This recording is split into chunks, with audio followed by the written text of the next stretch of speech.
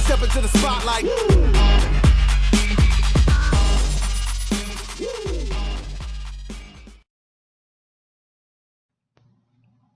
Hey guys, Underground Geek here, and today I want to talk about Doctor Strange number 25.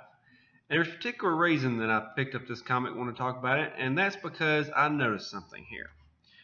Okay, so I'm going to talk about that here in a minute. Well, let's talk about the cover here. This is a classic Doctor Strange. He's in his classic uniform. He's doing his classic hand gesture, and it's classic class. You know, it's classic.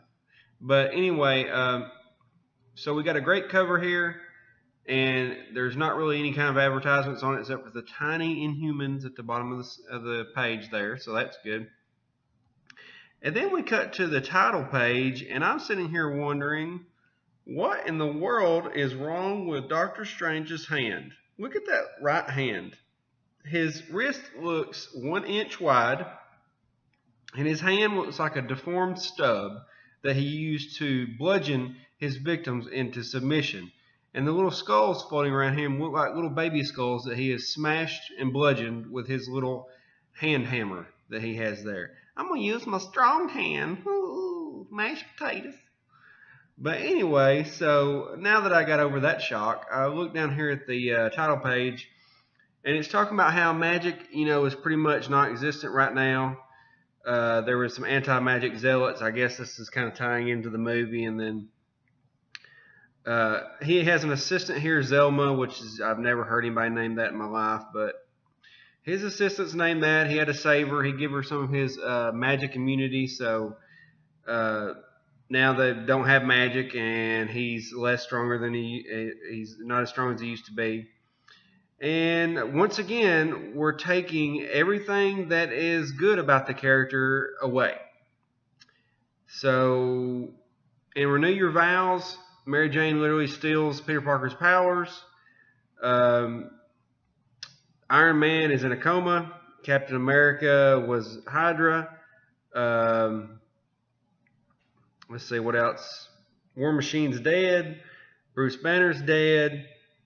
Hawkeye is now the second best shooter. You see where I'm going with this? But anyway, so the writer is John Barber, and the present sequence art is Juan Frigeri and Wava Targila. But here's where it gets a little weird, okay? So anyway, they have a present sequence art that has 2 people on it. Then they have a past sequence art which has 1, 2, 3, 4, 5, 6, 7 artists working on it. So you had 9 artists working on this comic book.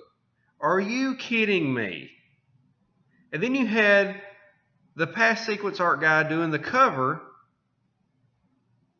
And then you had the assistant editor, Kathleen Wazinski, of course, and the editor, Nick Lowe, of course, because it hasn't been male and female. Why are there so many people working on this comic? What in the world? But anyway, golly, 9 people? 9. Well, let's talk about this. So we start out here, and they're eating some kind of gobbledygook because comics. And everything is very dull and monochromatic, and the people are almost black and white. And she's talking about, I miss waffles. Ha ha ha, because you're eating like monsters and stuff. Well, in the old days, we used magic to make waffles. Also, I think you made a transcription error in the Book of Spells. I don't think I usually call forth a foreboding apparition. Quit trying to make me feel like life is normal, Strange. Look at her face. What is wrong with her face? Why do you keep drawing women like there's something wrong with them? Oh, I never do that. The extraordinary is what we traffic in, Zelma. The oddness becomes part of us, sometimes literally. What's that mean? Well, some time ago, that's odd. It's just on the tip of my mind. Usually my recall is quite sound. And then Zelma turns into an even uglier form of herself, if you can imagine that, and is on the table looking like some kind of monster. And then there goes Doctor Strange's third eyeball. So he's trying to dodge her. he's trying to figure out at the same time what's going on, because apparently that house is protected by magic, which is not that strong right now. And so she should be protected from this attack, and she's not. Well, then he jumps out the window and notices that all the people on the street are now monsters. And so he's kind of like Constantine at this point. He's down to using artifacts instead of actual magic. So he's got this magic axe, but he can't really use it, so really it's just useless, and he should have already put it down. But he continues to carry it. But anyway, so then we cut back to another scene very abruptly. And I kind of got confused here. The style changes and everything, but it changed very abruptly. And so he's sitting there thinking, he's having a meditation, and then all of a sudden, something bothers him, and he has to go find out what's going on. He goes out into the street, and just like a while ago, he notices everybody started turning into monsters and attacking him. So what's funny is, if you'll notice the dialogue difference. Like, let's read one of his bubbles here. I fear only a master of the mystic arts can feel such forebodings. Some unearthly force this way, my friends. An act which proves provisional in its own way, by the gods. And, okay, so let's listen to that way he talks there. That's obviously much more sophisticated. And then we cut the next page here, and now the people are really starting to turn into creatures. And he says, what unearthly phantasm transforms my closest friends? And what has it done to my world? Very dramatic. So then we cut back, and he's basically running from these people, and he keeps wanting to use his weapon, can't use his weapon.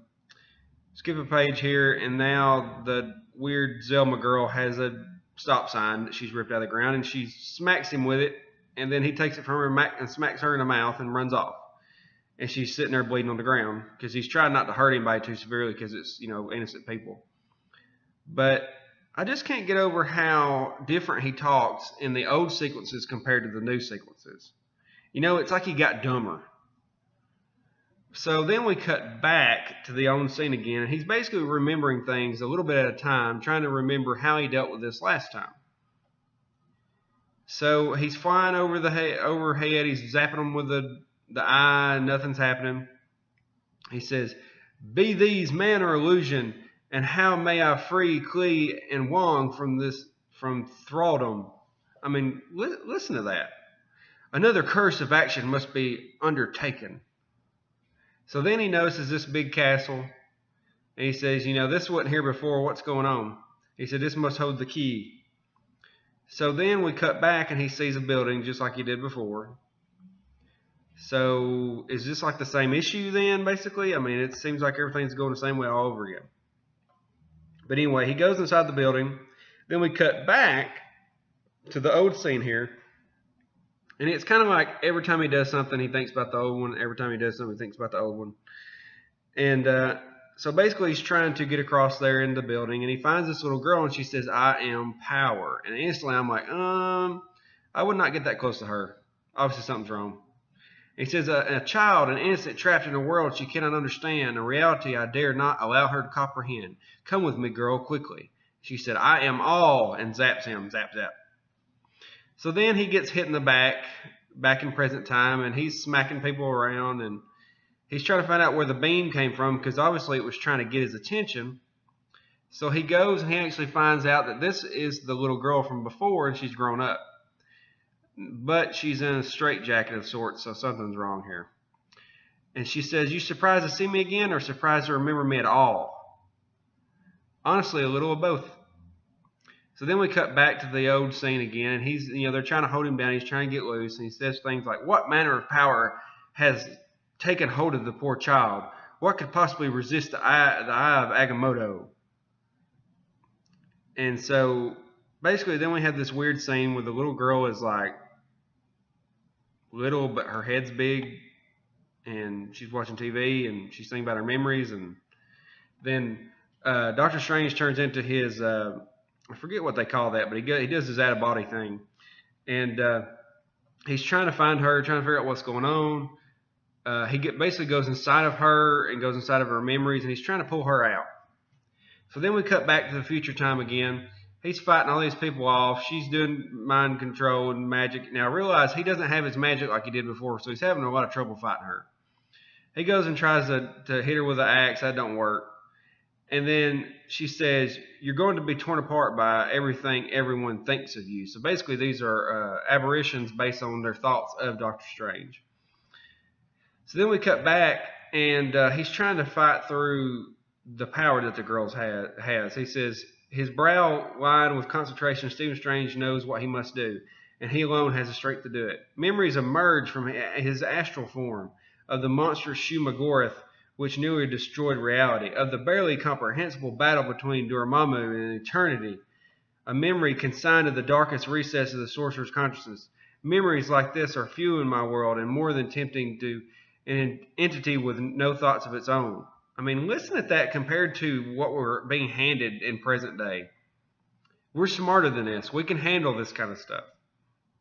So basically, he's trying to fight it off. He uses a power which is ethereal amnesia, and it makes everyone forget. So not only her, but everyone forgets the events, and she just forgets she has the power, and it takes the power away from her. So then they notice the little girl, and they think, well, you know, nothing of it because they don't recognize her. So then we cut back to the future again, and he's basically telling her, or she's telling him that, you know, you've hurt me beyond repair. I had this power, and then you took it away from me. So it drove me mad. And she says, I was a child, of course. I couldn't control this, but that didn't mean I didn't deserve to learn. Could you control your powers the first time you tried them? Good thing to think about. You took everything special away and literally forgot you did it. Do you have anything to say for yourself? And he said, yes, I do. Something the old me would have never had the strength to say. He says, I was wrong. She says, what? He goes, I really was trying to help you best my ability. You know, that's all I knew how to do. And so she says, well, yeah, okay. She said, it's not easy. That doesn't make it okay. And so now you understand me because you sort of had to deal with that, with what my whole life has been like, because, you know, now he doesn't have power, so he kind of knows how she feels. And so she throws him down, and he says, I can help. I have an apprentice. We can try. And she goes, I really don't want your help. I'm not exactly apprentice material. Why am I wasting my time with this? I've had these powers for like an hour total. I'm sure I can think of better things to do with people's memories. In fact, I think I already have. Be seeing you, Doc. And basically she just leaves, and I guess she's just feeding off people's memories and stuff, and there's nothing he can really do to stop her. So he wakes back up, or he gets out of it, everybody else is getting out of it, and then we have the ugly assistant again. What is wrong with her face and her nose? God. And so she's got a sore jaw from where he hit her with a stop sign. And then they had this weird joke that I don't get about breakfast. He said, I didn't finish my breakfast. And she said, because you realized it was gross, something like that. You going to clue me in on what happened? You could say I was reminiscing. Let's go home, Zelma. Ha, ha, ha, ha. You're so funny, Steven. And then the next issue has him, like, being in Fight Club. But, so, pretty much, Marvel just told on themselves, because they showed us the old scenes here of another comic where basically the intellectual level is like 10 times what it is today. So why would you do that? Basically, you showed us that you're not nearly as capable as they were 10 to 20 years ago in the comic books. Can we have the old one back? Because the new one just is boring, and everything looks the same color, and it's boring. But anyway, I don't know. I think they were trying to be clever, and all it really did was show their shortcomings. Like I said before, you had 9 people doing the art on this comic book. And you had one person doing the Venom variant cover. You had someone doing the regular cover. And you had all these people in the art. I mean, what in the world? Why? And you still have Doctor Strange's hand looking like a nub with baby skulls floating around him. I don't know. I don't get it. But anyway, that's my take on this comic book. I feel like for 9 artists, you think they would have advertised this comic a little bit more to get people's attention so they can get their money back out of it. But I guess when you're paying everybody peanuts, it doesn't matter. You know what I mean? But tell me what you think about this, and tell me what you think about Marvel pretty much showing their shortcomings by showing us old sequences in the comic books and just how watered down they've gotten nowadays with their stupid politics and stuff. And why is the assistant, why does she look like there's something wrong with her? I'm not going to say what it looks like, but she looks like she has some kind of disease. But anyway, I'll talk to you guys later. Hit the thumbs up, hit the notifications button so you don't miss my videos, and have a great day. Underground Geek out.